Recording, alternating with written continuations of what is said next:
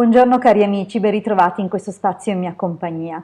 Oggi voglio riprendere un argomento che ho soltanto accennato in passato e che però racchiude veramente in sé la maggioranza delle discipline esoteriche che poi non sono che uno il proseguo, l'approfondimento dell'altro, oppure comunque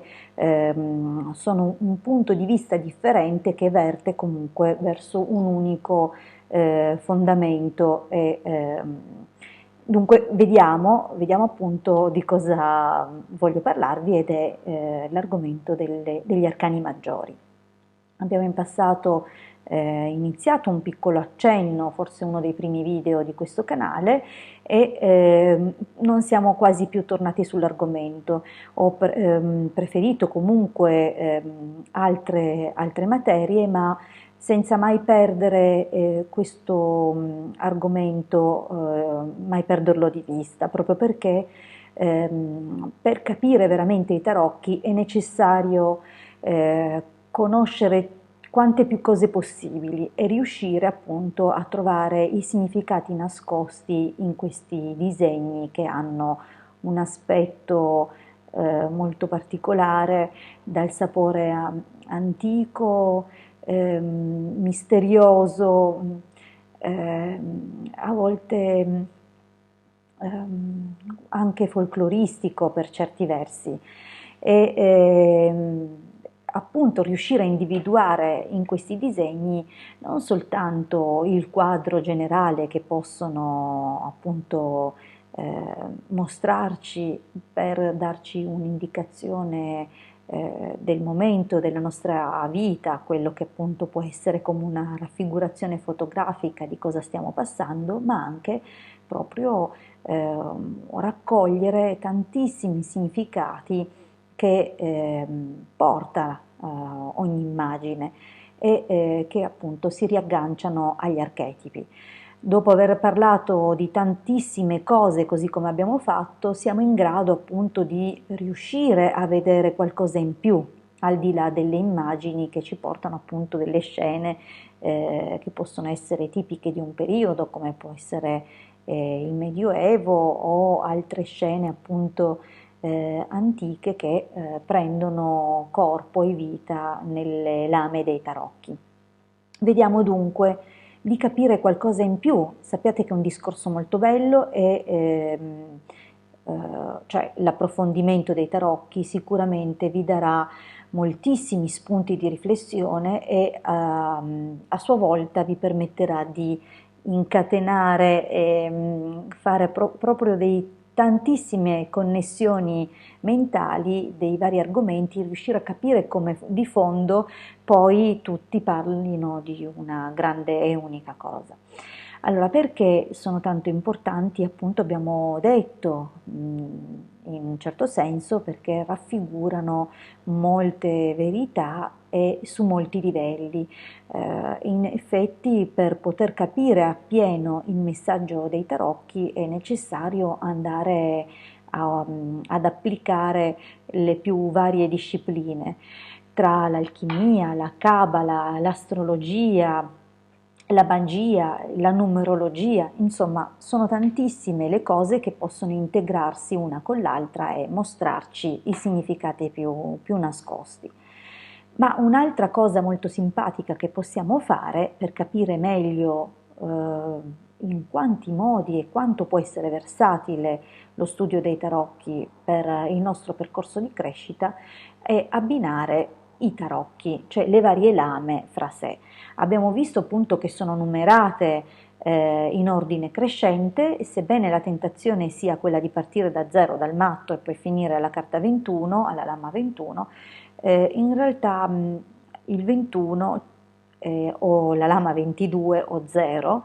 è un po' un jolly, anche se il suo significato completo è pieno, può essere colto soltanto alla fine del percorso. Dunque questo 0, che poi di per sé è un numero neutro che racchiude tutto, cioè tutto il potenziale positivo, tutto il potenziale negativo, perciò alfa e omega, e fine e principio e così via, è racchiuso appunto in questo numero formidabile e dunque può appunto essere letto sia come il principio, cioè possiamo dargli un'interpretazione come il matto, colui che viaggia così senza una regola, senza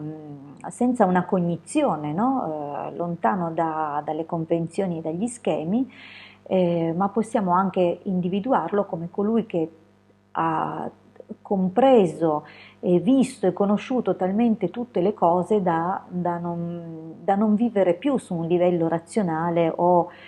socialmente identificabile. Dunque il matto ha una doppia lettura in un certo senso, è per questo che si può prestare benissimo sia all'inizio del percorso che alla fine. Detto questo, è appunto sulla progressione della numerazione delle lame, che appunto ci istruisce su quali sono i vari passaggi che faremo nel percorso di crescita e nel percorso appunto degli iniziati, poiché si comincia appunto dalla lama numero 1, che è la lama del bagatto o il mago.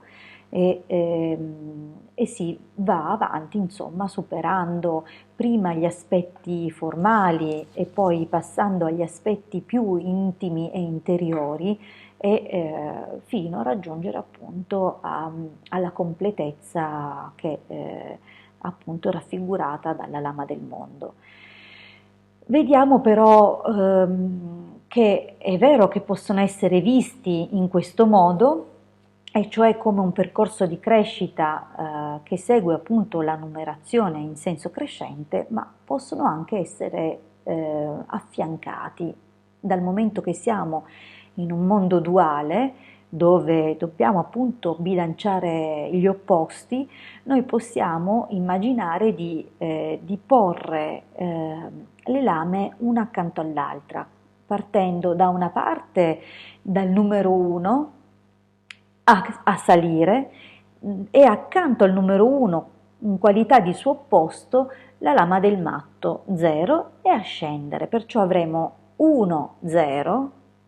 cioè bagatto e matto, poi avremo 2 1 2